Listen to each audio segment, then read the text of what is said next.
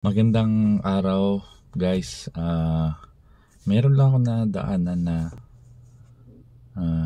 isang short video, no, na gusto kong i-share sa inyo and somehow maka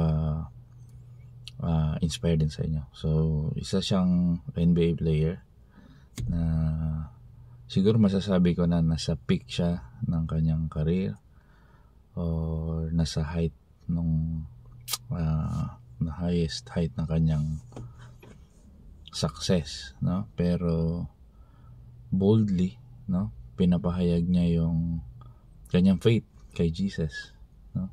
Bihira kasi yung ganito, yung sikat, sagana, nandyan lahat ng material na bagay, kadalasan nakakalimot sa ating Panginoon. So ito, kaya gusto kong i-share sa inyo. Siya ay isang actually superstar ng Denver Nuggets.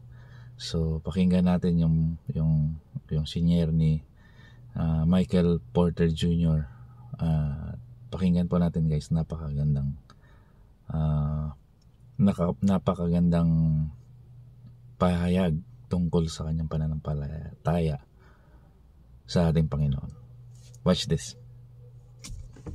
And it doesn't take long to realize, for me at least, okay, all this stuff, it's cool, but it's going to leave me empty. You know, I kind of try to learn from other people that, you know, other celebrities I knew that even once they get something, they want the next thing. So that's when I think in college, finally realized, okay, I want to choose Jesus and God. I want to be known as that. I'm not going to be perfect. Right. You know, you get to a point where it's like, okay, religion is, so why did I follow Jesus?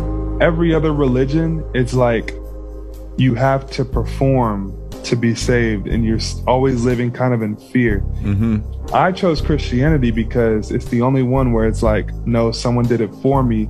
Now because of that, I get to love him and appreciate him, and he'll change me. Yun lang, at sana nagustuhan nyo. God bless everyone.